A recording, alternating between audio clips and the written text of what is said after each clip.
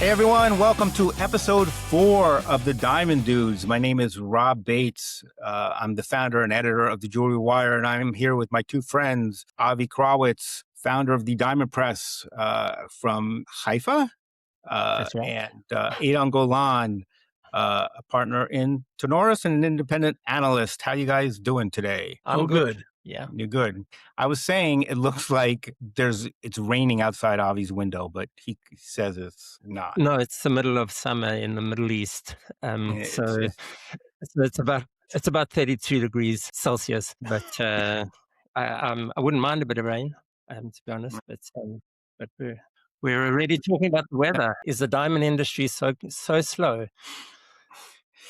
I'm going to be at the World Federation of Diamond Bourses next week, and IDMA, I guess, also World Diamond Congress. Either of you guys going to be there or in Singapore or no? No. Okay, well, I will give you a full report of all the action-packed stuff that goes on there. You can give us a live from Singapore. Live from Singapore, yes. Okay, so you want to talk a little bit about some of the news that broke today about what's happening at the De Beers site. Bloomberg said that there was heavy discounts at the site. There's been talks that, De Beers is generally lowering prices. I've heard that it's a little bit more mixed, that some prices went up, some prices went down, but obviously De Beers is trying to match the market. What have you guys heard? My understanding is that there were a number of price corrections, which essentially, when it comes from De Beers, means that they realize that they're not aligned with the market and adjust pricing as a combination of situation in the market plus client pressure. And I didn't hear of anything dramatic. The only thing that's really dramatic about this site is the fact that this is the first site of the new contract. De Beers for years avoided starting a new contract. They just renewed the old one because of the state of the market and COVID, et cetera. And in that regard, it's interesting because there's one more Sightholder and a big number of Sightholders that were not renewed. I think that's the biggest news. Well, I mean, prices going up or down, Well, the price change, do we take that as a sign that the market is improving? Because De Beers generally has held off from adjusting prices while in a weak market. And my understanding is that they make those changes when they want to stimulate the rough market, because or when they see there's an opportunity that to offload some rough. Perhaps they're reading into polished inventories having been depleted, and that there is a bit of a turnaround not a turnaround maybe, but some uptick in polished sales that would warrant a change, and particularly if they were reducing prices. Yeah. I think that De Beers is trying to meet the market, and in some cases, you have goods that aren't really moving, and perhaps they need to be a little bit more competitive with lab grown, and that would either take market share from lab grown or theoretically force lab grown prices down a little bit more, right? So to me, they're meeting the market, and I've certainly spoken to people who expect this to continue. Again, how dramatic it is, I don't think we know yet how big it is. I agree that the Sightholder list cuts were pretty dramatic, and I mean, I think we knew that they were dramatic, but some of the companies that they took off were extremely well-regarded companies. I just don't, honestly, I don't understand that. If you have a company that is honest and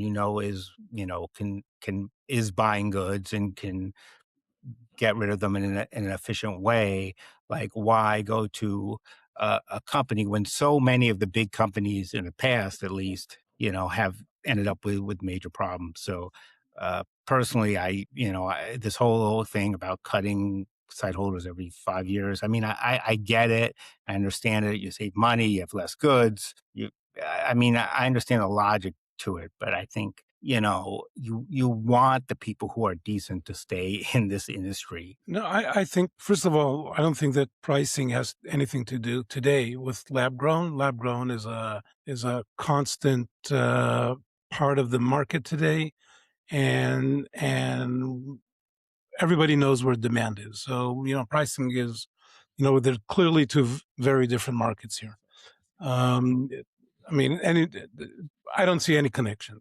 I don't think there's any connection. I think it's more to do with the fact that there was a change in demands. We're seeing change in demand on the consumer market in China and India and the United States, of three main markets, a little bit in Japan. So, the companies are adjusting accordingly. But As don't you far as, think yeah, don't you think the change in demand is caused by lab grown to some extent?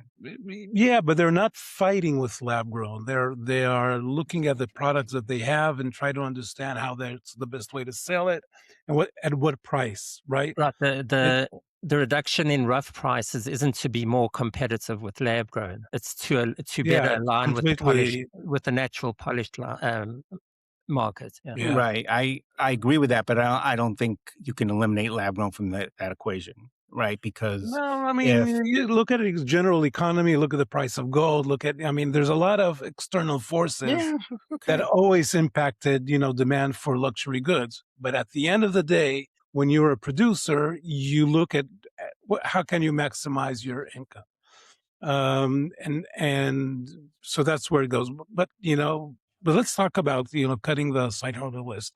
I understand the sentiment, and that we sometimes when we talk with a lot of these guys, they leave a great impression on us, and we like them, and we have a conversation or conversations with them. But if you're a supplier and your supply is being cut short, and we're going to talk a little bit about the KP figures that came out last week, then I think that it makes perfect sense. If I have less what to give, then I'm not going to reduce your supply to $2 million a year, right? I might as well give that to somebody who will, who's big and knows how to, and they always check how well you use the goods, right? What's your yield? What's your pricing? What do you do with it? How fast do you turn it? And those that are more efficient have an advantage at the beers. Yeah, right. I mean, to your point, Edahn, when you consider the level of demand and the supply that's required to fill that demand, B, the De Beers Botswana agreement that was signed, which means that 50% of Botswana's production, of which the government and De Beers are equal partners, will eventually go to the government, to Okavango Diamond Company. And so that's a big chunk out of De Beers production, which if this is a 5-year contract, I don't know, is it 3 years, 5 years? By the end of 5 years, it's going to be 40%, and then it will rise to 50% in 10 years. And so De Beers is, I think this cutting of Sightholders is part of a longer term strategy, responding to what the volume of rough they're going to have available to them, and also I think the way a lot less, yeah. And And Canada also going to be offline. yeah, I mean, Canada's going to close. I don't think they'll hold on to Venetia in the long term. It's going to be very Botswana and Namibia centric, in my opinion. But it's also, I think De Beers in the longer term is going to diversify its activities. It can't rely on just rough, on the rough production very long term. So I think that's part of it. I think I see De Beers as sort of a 3-pillar company in 20 years' time. There's the mining and rough business. There will be a retail and branding business, and then I think that synthetics technology play is very interesting for me. I think that's going to be heavily invested in, because I think they see some opportunity in that quantum high tech talk that's still in its infancy, but they're well positioned to take advantage of that. So Yeah. the Sightholder cut is, I think, part of that bigger strategy. I hope it is. Anyway, Yeah, as far as the retail and branding thing, I mean, that's something they've been trying for 20 years, right? And they have not been successful. I wish them all the luck in the world, but I don't know if it's, I Yeah, don't know but if that that's was never that was never the goal, right? They don't make money from branding or from retail. The whole idea is positioning. From lab grown, for Element 6 is profitable. And I think we should assume that a company with, 20, 30 years of experience will do very well in the long term. I mean, it's very scientific oriented. It's a very different business. But I think that it's very well managed from the little that I know about them.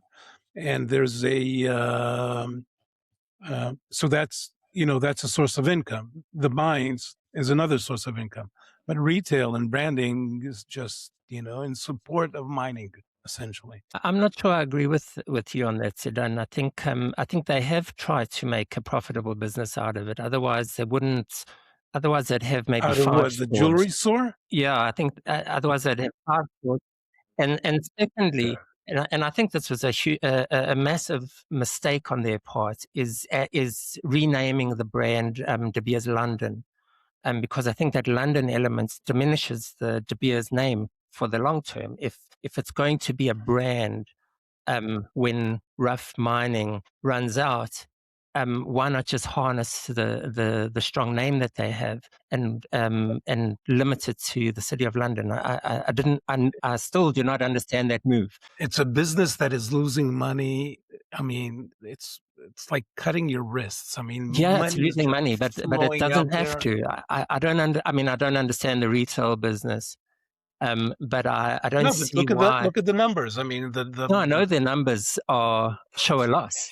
I just don't they lost understand over why a a company like billion De dollars Beers. on that operation over the past, whatever years of their. I mean, it's insane. because if But I would say if you're a consumer and you have a choice of Cartier and Tiffany and some of these better known names and De Beers or De Beers London, I mean, they have not, they haven't done anything that really sets themselves apart, and obviously there've been, I know a lot of people worked on that project. They're perfectly competent, lovely people. But at the end of the day, it hasn't really made much of an impact. And at one point they had like about 20 stores or so. So the De Beers London thing, I guess they figured that because most retail brands are associated with a place, right?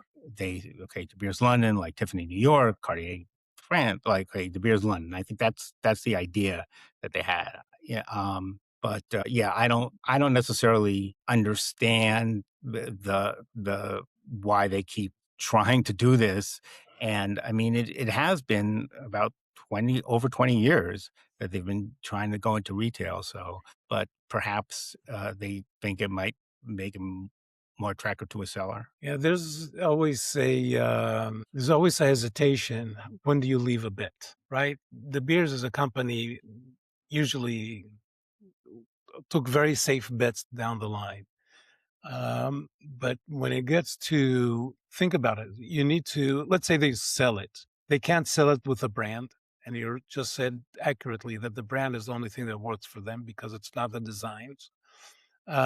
So they got to sell it without the brand, and then they got to dump the goods on the market, right?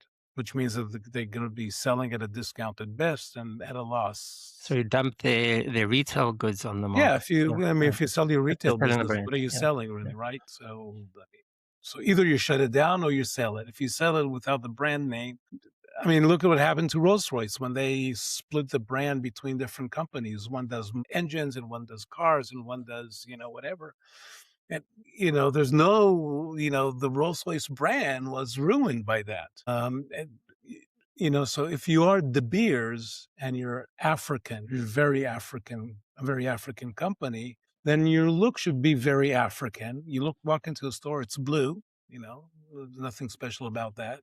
and there's nothing, you look, their bestseller for years was a solitaire ring. Now, solitaire ring, you can buy anywhere. So there's something about the design that never, kind of picked up or never. Well, I remember, I don't think either of you guys were around, but the first De Beers store on Old Bond Street in London was this kind of really funky Africana thing. That's when they had Amman very involved. And Yeah, I for whatever remember. reason, Yeah, it before didn't work. Iman left them over Gope. Yeah. So, but for that was what they were trying to do, and for whatever reason, it didn't seem to resonate. Maybe now it would, maybe it was ahead of its time or something like that. But it was, I actually thought it was pretty cool, But it just was not what people associate with De Beers. And I again, I'm not, I've had this discussion a lot. Have never really been sure of the value of their brand name. Like, what does their brand stand for? Tiffany, you can basically understand what it stands for. Cartier, you understand. What does De Beers stand for? Now, for a lot of people, it's Monopoly, it's Blood Diamonds, fair or not. That, I don't, it's obviously not Yeah. true at this current time, but that's what it stands for. So, but what does the beer stand for that makes people say, okay, I want to buy my diamonds there instead of somewhere else? And I think that's what they have never really figured out in 20 years. Even though people know the name, people know a lot of names, No, but the association of De Beers with diamonds, full stop, is very strong, I think. You mentioned diamonds, and the first thing that comes out of people's mouth is, any out of the companies anyway, is De Beers. But is And it so, positive or negative or? I think it's probably neutral at this stage. It can go either way. I actually think it probably skews more positive, frankly. Maybe, maybe, you know, the younger generation sees it as a corporation, and there's this general anti-capitalist sort of sentiment maybe out there, and they associate De Beers with that. But I think when you're just talking diamonds itself, I think it does have. Um, I think people associate De Beers with that luxury of diamonds, and that's why I think um, I'm not sure about the leaning into the African story. It should be the primary strategy. I think what they are trying to do, and I would agree with it, is to lean into the luxury elements and position the De Beers name as a luxury product. Um, because I think people do associate those stores with that, and I think that again, I keep thinking, asking the question to myself, what is De Beers, the company, going to be or going to look like in 30 years' time? When Zhuaneng is on its last legs, and they're mining and they're less reliant on mining. You then, if there is going to be a De Beers legacy, if it's going to be another 100 years of De Beers, it's got to be a strong luxury brand, and I think that's what they're trying to do. And now that they couldn't make it profitable until now is a red stain on previous management, because I think that they had all the tools at their disposal to achieve some profitability and sustainability in the business. You can argue a number of missteps. Teaming up with LVMH was maybe the first of first of those. I think again, LVMH knows how to do this stuff. I mean, yeah, but and you I need, think they but they lost ownership of their brand, and that was They didn't lose their ownership. challenge. LVMH sold. They didn't want to do this. yeah, They I had a think 50% stake. They put up $200 million. Didn't work out. They walked away. They I they think understood something there that neither of us understand. I Well, think yeah, I sorry. think what they should do is concentrate on mining, Yep. concentrate on the marketing of category marketing of natural diamonds, figure out a way to do that. Those are two huge problems, right? Yes, you got to solve those. Then maybe you start saying, okay, which is what, in the past they had money to do this stuff, right? And they I don't agree. now. But then maybe you say, okay, maybe we have some value in the brand. And I think look, you could license the brand to somebody who's excited to make it into something, and that would kind of relieve them of their burden, and they could, if there is a company that really thinks, okay, I can do something with the De Beers name, and that wouldn't cheapen it, then that's fine. But then they lose control of their name again. And I think, to the previous point, I think, we don't know what happened with the partnership between LVMH and De Beers, but there's the other element of LVMH's willingness to promote another brand, which is essentially a competing brand. So it didn't make sense. But I mean, we'll see. I don't disagree with you that the rough mining business is the immediate priority. I just think that there's must be something interesting they can do with the retail business, and I think they are trying to. I just don't know if London's the answer. London to me is not calling. Anyway, that's my 2 cents worth. Let's move along. Yeah. What else do we have on our plate? Well, the related to that is KP? as De Beers production declines, so global production is declining as well, and we saw that for the first time since at least 2004, when the Kimberley process first started publishing its data, that global production fell below 100 million carats. I don't think this was too surprising. It was quite expected, even if you look at the news feed over the last year. You have your. This is the first time since KP started. KP started at 159 million carats, and the lowest up until now was 107 in 2020. And it was almost 108 in 24. So falling below 100 is a big thing, and I think it's a big sign of where things are going. But what I found interesting was not just that. Well, first of all, average price per carat increased 5%, almost 5.7%. We got to also remember that these values stand for the official export figures. So I know that De Beers is exporting at the same value that they are selling, but whatever comes out of Angola, etc., is Namibia, etc., is and Russia for sure is at a completely different level, and you can see that in the export levels and export figures that are separate from the production figures. What I find, not surprising is that this goes hand in hand with what we're seeing at retail.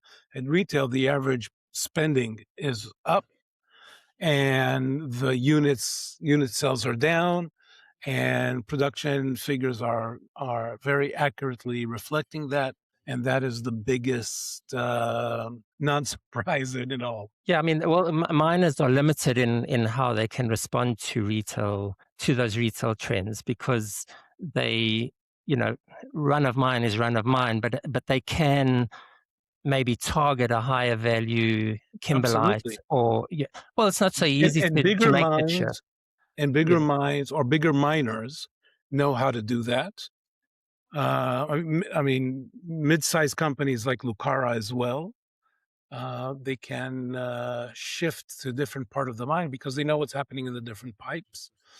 The biggest issue, I think, last year was with Angola just dumping lower cost goods on the market in huge quantities. The other country figure that was kind of surprising was the DRC, which usually first of all, there were a lot of mistakes in the past in their figures, but the DRC showed an increase in the average price, which surprised me. I don't know what's driving it, and I wasn't able to figure that out. What's interesting, first of all, I mean, I remember, and I think we all remember those charts about supply and demand, how supply is going to go down and demand is going to go up, and that should make diamonds go up. I mean, those charts were wrong. Were wrong as far as supply. They were wrong as far as demand. I mean, I don't think that had anything to do with reality at some point. No, it was always the decline was always 5 years ahead, always. Yeah, it was like, oh yeah, it's coming, it's coming, it's coming.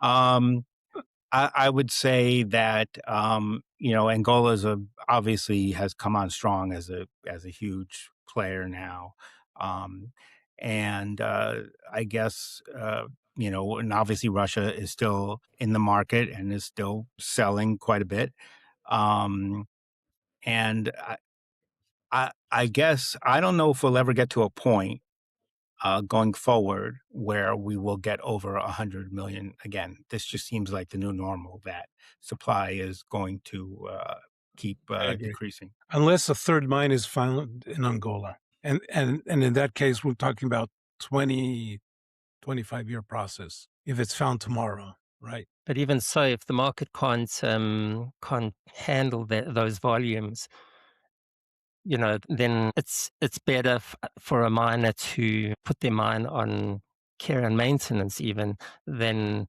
build up inventory. Having said that, Angola plays to different rules, and I mean that actually in a positive way. They're very sensitive to their community needs and the community that relies on their production, and so they may be a sort of wild card in the production. In the production space. Yeah. By the way, the biggest known resources today are in Russia. At some point, Alrosa claimed that they're sitting on another billion carats underground and that they will slowly but steadily mine it all. I don't know if they have recently updated that estimate, but even if they're off by 20%, 25%, think about what it's they're a vote of sitting on. confidence. So at some point, we're going to say goodbye to the African companies and be completely Russian dominated mining operation. And I guess going back to the demand side of things, do we see what's happening with natural diamonds, and having market share taken away from lab grown? Is that something that is a new normal, or is that something that can eventually be overcome to some extent? I don't think you'll ever be where you were, and I think that's really the key question going forward. And my sense is that I think it's definitely possible to have a turnaround. I think we're starting to see some pretty faint but decent signs of a turnaround, but I don't see it ever really getting to where it was. Well, let me try. Let me throw out a question, because I actually made the point on a piece I did, that the lab grown industry needs a sustained natural diamond industry. And that's a question. That's a claim I made, but it's a question to you guys. Firstly, I guess in terms of messaging, lab grown has piggybacked on the natural diamond industry since its inception. Forever. Is there a point where it's the lab grown industry can't afford for natural diamond sales to drop any further? I think that's a very fair point, and I completely agree. And again, it's like, okay, well, if De Beers advertises something, we'll try to make our version of it. And it's that the advertising of lab grown has not really changed in the 10 years, even though they keep pushing eco, even though they've been told a million times not to push eco. So they really haven't done anything exciting or different, which is especially disappointing for a sector that has possibilities to do things that are exciting and different. So I think they would have a big problem, and I think American retail jewelers would have a big problem if the only thing left for them to sell is like $1,000 or $2,000 engagement rings. I don't think that's a sustainable business model. For the past 18 months, the average retail price of lab-grown jewelry is around $2,000. And that's, it's not luxury. Let's be honest. I mean, it's not luxury. Luxury is 5,000, 10,000 and above. How is it? And Sorry, Edahn. How is that compared to previous? Is that significantly down from 2-3 yeah, years think ago? about it. Yeah. For years and years and years, the average price of an engagement ring, diamond engagement ring, was $3,400. No, but in terms of previous average prices of lab-grown diamond jewelry, how much has that retail price come Diamond down? prices of diamond jewelry of lab grown are down more than 90%. At Wholesale retail? are down 96%. We know about the wholesale story, but at retail is my question. Retail, give me a second, I'll give you an exact number. It tends to vary, right? Because not everybody. One thing about lab grown is you can kind of price it at whatever you want. Yeah, I mean it's a range, but so if we look at 2020, the average price was average retail price was 1,000, and then it jumped to. Let's just make sure I'm looking here. Only lab grown. Average retail price was 2,000 in 2020. In 22, I think it went up significantly, almost 2,600. In 24, it was 2,000. It's $2,000. No ifs or buts. I mean, But I would assume that's because it's being used more in engagement rings, right? That it's yeah, because engagement rings is also around 2,000, and I can give you exact numbers. But yeah, but yeah, I mean, in the past, where maybe the average, as you said, the average engagement ring sale was when it was all natural was $3,000 to $4,000. Now it's if that kind of drops no. precipitously. The issue is different. The issue is you're a retailer and you sell a whole range of items, and that generates a certain level of income. So if we look at engagement rings, lab grown, they are today at $3,200. It's actually kind of higher than it was earlier this year. It was so far this year, it averaged around $3,000. If we look at natural, it's well over 7,000. So it's more than double. And your gross profit is accordingly, right? Right. So if you are in a business where, so here's the trade-off. One, there's an item sells fast, really fast, but with a gross profit that is fairly low. Or you have an item that sells once in every almost 2 years. Diamonds sit in inventory 2 years at retail, and then they generate large gross profit. And the answer is you want a good combination of the both, right? Regardless of what the product is. You have two products, they're both popular, various levels of popularity, but at the end of the day, we're looking here at two competing products. As a retailer, the question you want to ask yourself is, one, will lab grown continue to decline? And I think it will, but that decline is decelerating, among other because the prices of rough are rising, and what does it say about who you are, and what you're selling? If you're a low-cost item, if you're a low-cost place like Walmart, the lower the better. I can show you $11 earrings, 2-carat earrings at Walmart. Right? I mean, is that the kind of business do you want to be? And the answer for most specialty jewelers, if not all, is no. I don't want to be an $11 kind of business. If you want to be prestigious, if you want to be high end, if you want to also sell a Rolex and a Patek and etc., then in that case you don't want to sell a 2,000. You don't want to be based on a $2,000 business. You want to be based on a $5,000 business, and that's the question that all of them are, because if you go out there and you buy an item for say $3,000, then you walk down by the store 2-3 years later, you see the same item is selling for 30% less. What do you think about this store? Are they going out of business? Are they, not really? Did I tell myself that they were luxury, but they're not really luxury? I mean, you will never, ever, ever see something like that happen at, say, we spoke about Cartier and Tiffany earlier. We'll never see that in those kind of places. So the question is, where do you want to be? Do you want to be, on the higher end? Do you want to be at the lower end? Now, from a mining perspective, it's a completely different story. Maybe I can mine A, focus more on the higher end goods. But at the long and short of it is I got to sell everything, right? Run of mine. And run of mine averages a few $100s. It's not in the thousands. And to sell run of mine, first of all, anything that is industrial is today completely dictated by what is being produced at lab. This is true for at least 20, 25 years. And when De Beers and et cetera were competing with General Electric, essentially. But, if you want to sell everything, you need a customer for every price point. And that's exactly what we were talking about last month.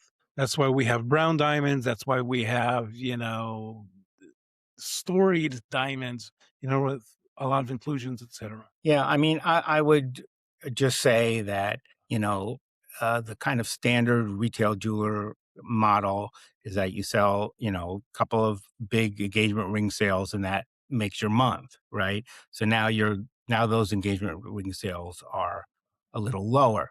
And that's the key item that they sell. Right. An engagement ring is the item. Will they be able to make? And right now, the margins are decent, as you mentioned. I think a couple months ago, the actual gross margin dollars have gone down when they used to be higher for lab, and now they're a little lower.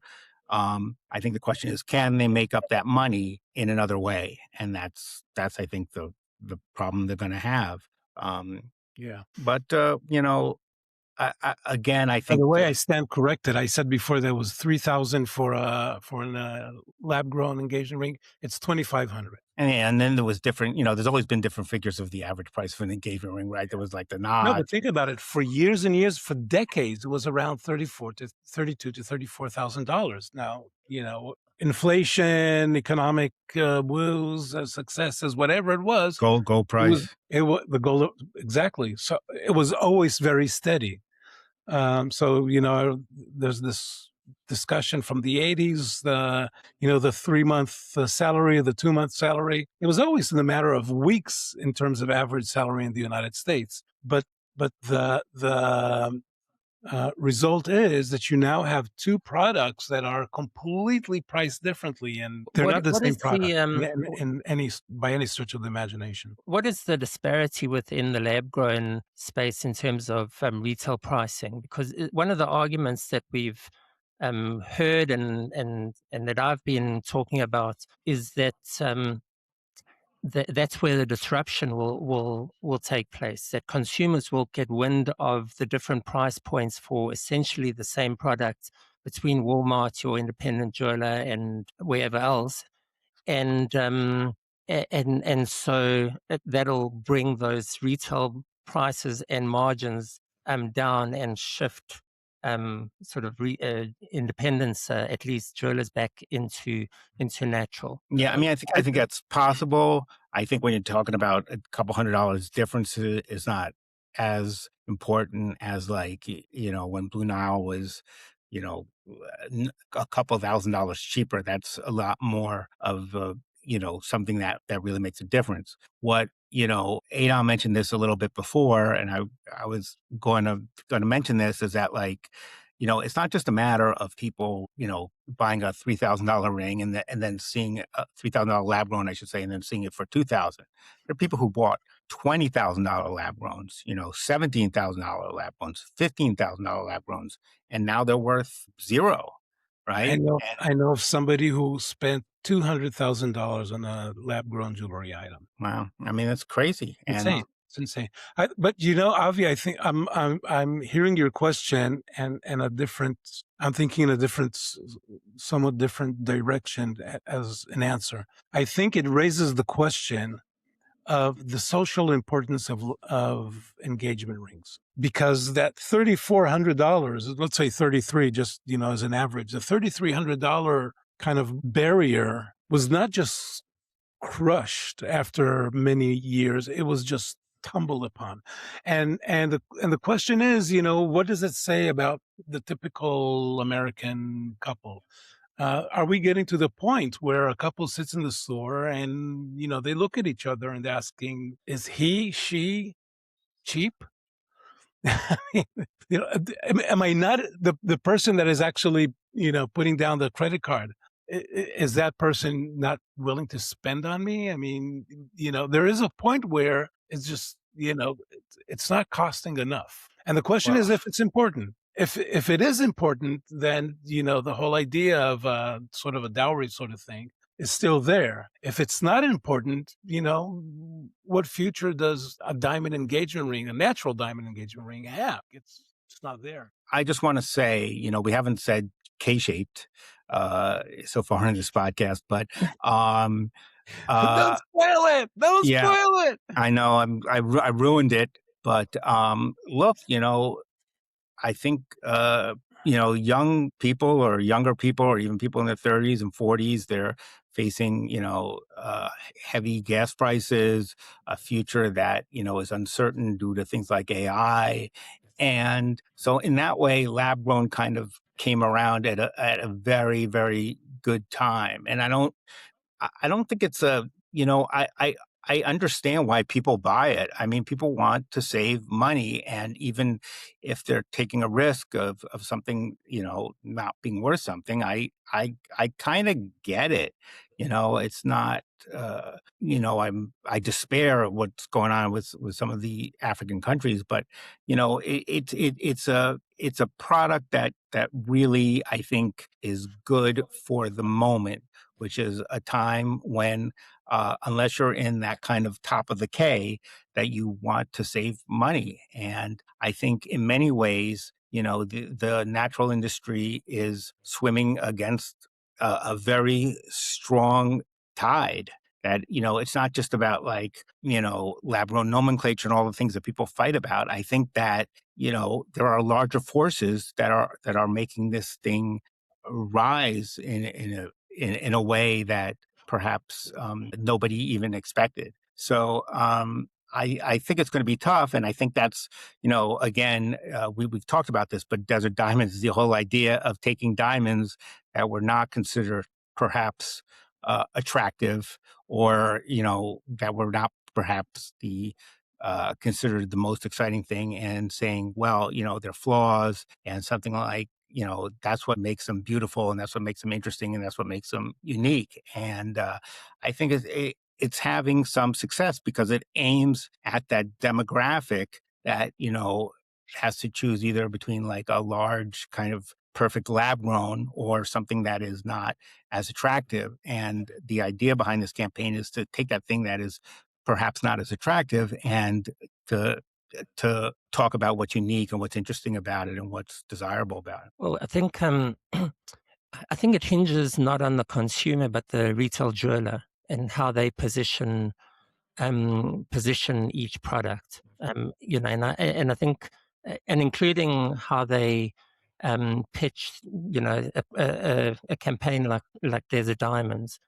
But to your point, Edahn, on the social elements, I was speaking to this was about almost 2 years ago, a year and a half ago.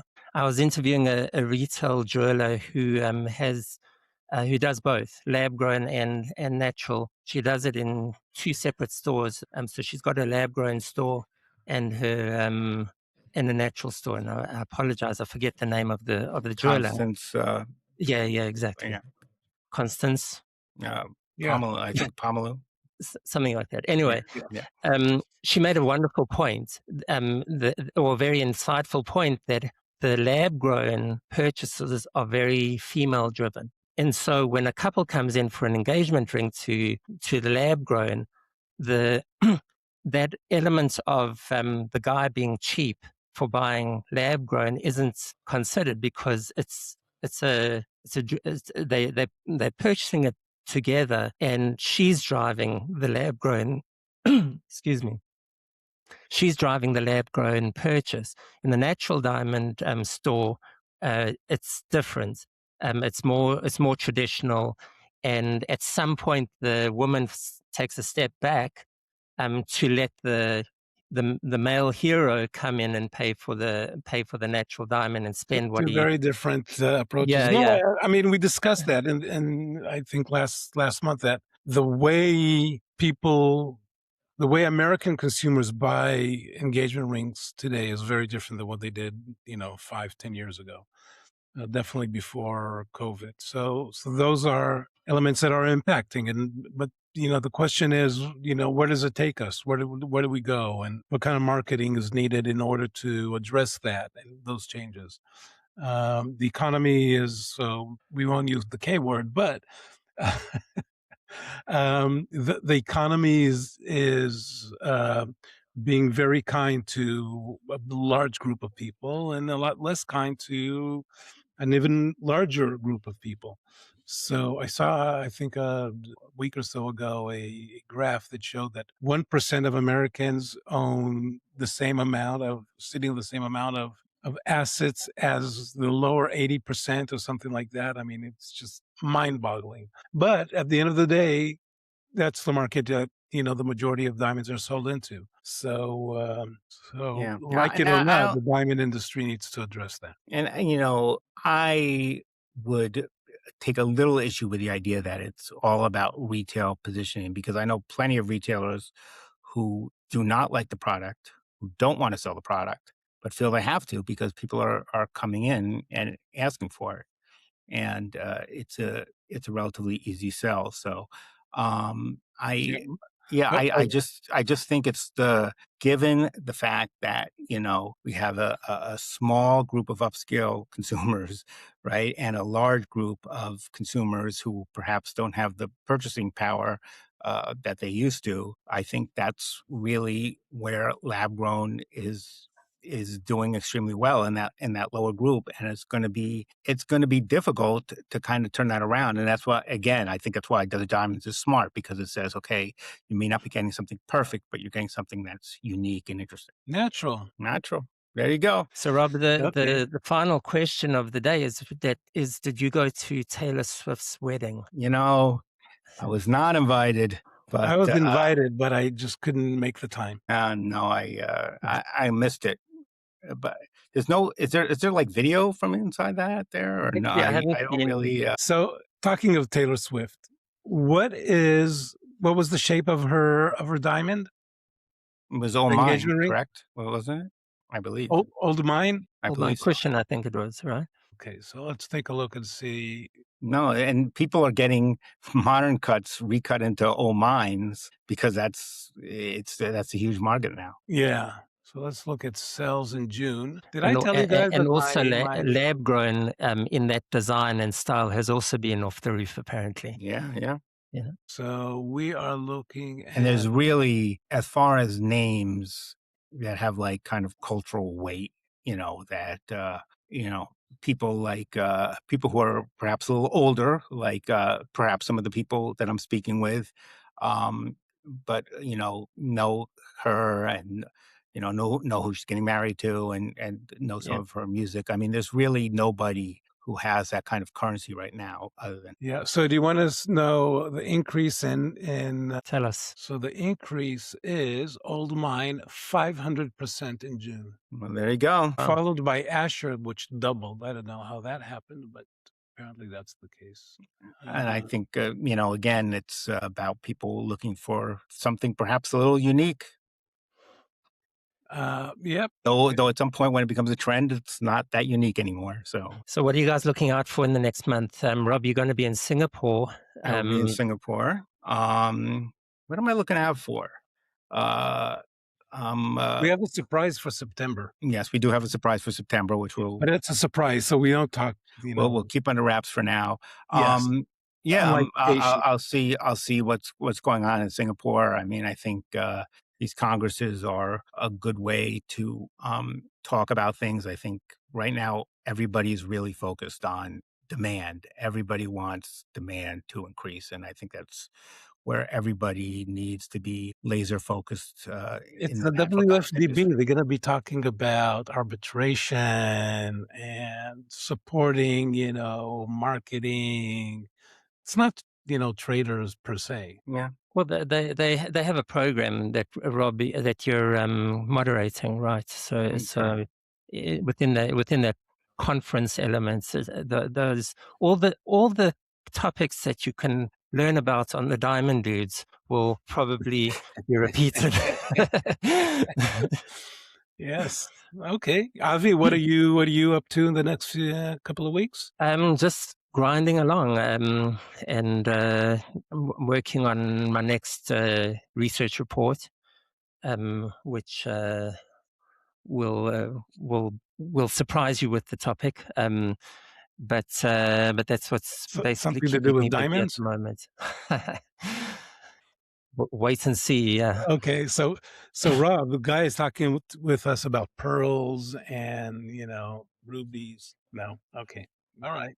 I'm going to put out by the time this comes out, it will be already out. My quarterly wholesale lab grown price list, which has a surprising element in it. For the first time, we're seeing a serious increase in price.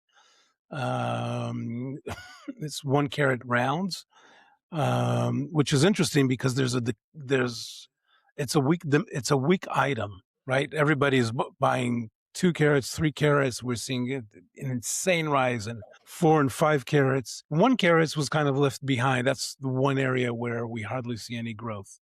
And I think it's interesting that, so when you talk about, Econ 101, right? When demand rises, price rises. And lab grown was the complete opposite. Demand increased and price decreased. Now we're seeing that happen with an item that is less popular, is not selling as much, and we don't see an increase in demand, but price is increasing. So it will be interesting to see how long that dynamic will play out, and if we'll see it in other size ranges as well. Well, I look forward to that. I'm going to be doing the jewelrywire.com, thejewelrywire.com. I think your website is thediamondpress.com, Avi, correct? TheDiamondPress.com. Thediamondpress.com, and Edahn's is the Edahn Golan. No, just Edahn Golan.com. Yeah. And North.bi. okay. And we have an email. Not till I put it out last time, we got 0 emails, but I'm hoping we will get, and we're looking for advertisers. So if you want to get a hold of us, we're at Diamond Dudes Podcast at gmail.com, not the Diamond Dudes Podcast, but Diamond Dudes Podcast at gmail.com. And you guys have any words of wisdom or? Adios. Have a great summer. Thanks. Yes, it's too. Stay cool. Travel safe, Rob. Thank you. All right. See you guys.